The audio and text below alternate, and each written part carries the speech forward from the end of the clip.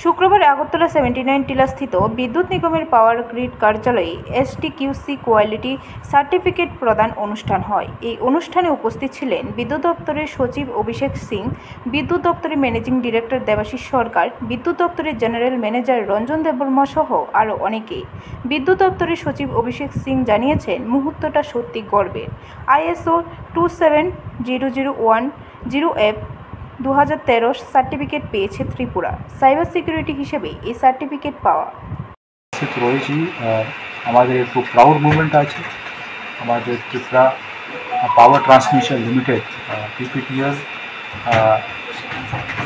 যে একটু আমাদের SLDC রান করে, আমাদের স্টেট লেভেল লোড স্টেশন আছে এখানে, ওটা আমরা আজকে যে একটু আমরা ISO সার্টিফিকেশন আমরা পেয়েছি, ISO 27001 of 2013 আমরা যে সার্টিফিকেশন পেয়েছি, that is basically on cyber security. আমরা বলি কনফিডেন্সিয়ালিটি, ইন্টিগ্রিটি অ্যান্ড অ্যাভেলেবিলিটির উপরে। অ্যান্ড এই যে সার্টিফিকেশন দেওয়া হোক, এটা সুনিশ্চিত করার কি আমাদের যে সিস্টেম আছে এখানে SLDC যেরকম কাজ করে, যেরকম রান করে, which is totally automated, computerised, ওটা সাইবার অ্যাটাক থেকে সেফ আছে। আমাদের কাছে প্রোটোকল আছে যেটা আমরা এটা অ্যাটেন্ড করতে পারি।